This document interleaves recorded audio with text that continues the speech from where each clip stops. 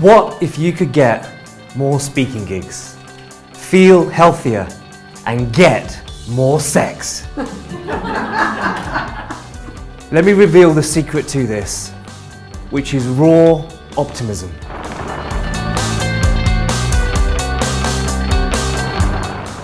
Raw optimism is authentic, it's real.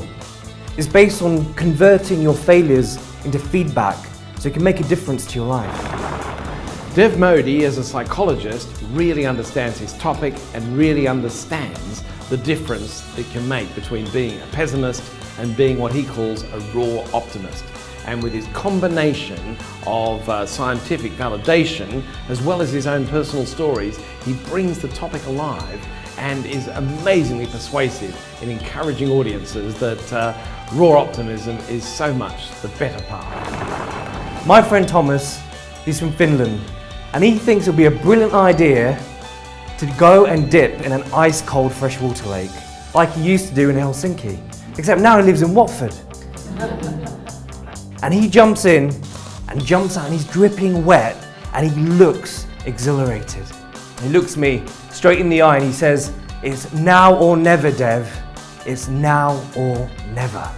I shift that voice inside my head and I start focusing on the vision of how it's going to feel as soon as I've overcome this challenge. And I jump in and it feels incredible. He has a reputation for going into businesses and really unpacking the importance of optimism and how it can have a massive impact not only on the bottom line of the business but on the personal development and the happiness of our staff. Dev for me is the consummate professional as a speaker. I love the way he describes himself as a recovering pessimist, and his story was about optimism, and he talked about raw optimism, and it's something that really resonates with me.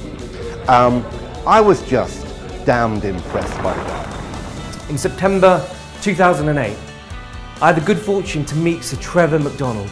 He said the most powerful experience he'd ever had in his career was when he interviewed Nelson Mandela.